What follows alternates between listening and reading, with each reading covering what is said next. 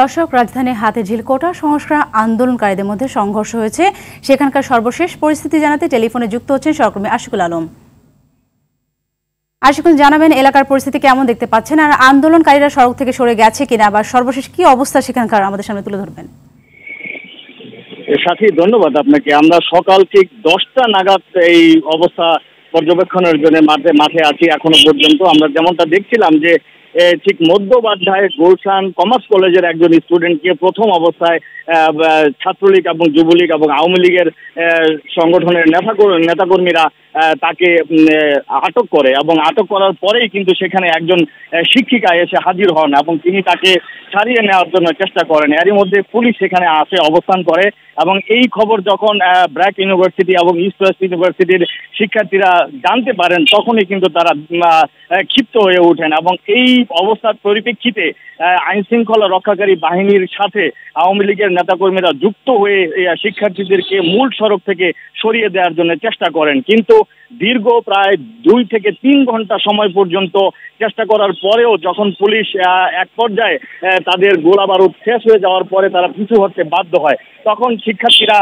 ঠিক হাতিরঝিলের যে লিংক রোডটি রয়েছে গুলশানের, সেই লিংক রোড দিয়ে তারা হাতিরঝিলে প্রবেশ করেন এবং পুলিশকে তারা পিছু হটতে বাধ্য করেন। এক পর্যায়ে পুলিশ পিছু হটার পরে তারা পুরো এলাকার নিয়ন্ত্রণ নিয়ে নেন, এবং সেখানে কিন্তু তারা অগ্নিসংযোগ করেন এবং বারবার স্লোগান দিতে থাকেন যে তাদের এই ন্যায্য দাবির পক্ষে যাতে পুলিশের পক্ষ থেকে কোনো প্রকার হস্তক্ষেপ করা না হয়, তারা শান্তিপূর্ণভাবে আন্দোলন করতে চান, এবং এটি একটি অরাজনৈতিক আন্দোলন, এবং এই আন্দোলনের ক্ষেত্রে তারা কোটা সংস্কার যাতে সরকার সিদ্ধান্ত নেয় সেই বিষয়টির উপরেই কিন্তু তারা বারবার সরকারের প্রতি আহ্বান জানাচ্ছেন, এবং তারা বলছিলেন যে তাদের যে শিক্ষার্থী যারা নিহত হয়েছেন এবং তাদের বিচার না করা পর্যন্ত এবং এই কোটা সংস্কার না করা পর্যন্ত কিন্তু তারা কোনোভাবেই এই রাস্তা ছাড়বেন না। এখন পুরো পরিস্থিতি থমথমে অবস্থা বিরাজ করছে।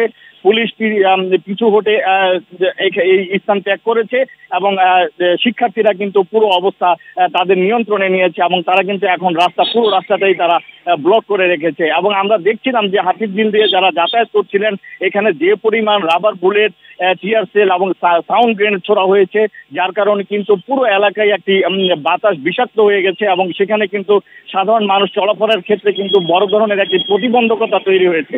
আমরা দেখছিলাম যে অনেকেই কিন্তু রোগীবাহী অ্যাম্বুলেন্স নিয়ে আসছিলেন, এবং তারা কিন্তু শিক্ষার্থীরা সেই অ্যাম্বুলেন্সগুলো চেক করছিলেন, এবং যেসব অ্যাম্বুলেন্সে রোগী রয়েছে সেই অ্যাম্বুলেন্সগুলো কিন্তু তারা শুধু যেতে দিচ্ছিলেন, এবং অন্যান্য অ্যাম্বুলেন্সগুলো তারা ফেরত পাঠাচ্ছিলেন। এরকম অবস্থা কিন্তু এখনো এখানে বিরাজ করছে, এবং সবকিছু মিলিয়ে আমরা যেটা দেখছি যে কিছুক্ষণ পরে হয়তো পুলিশ আবার তাদের প্রস্তুতি নিয়ে তারা।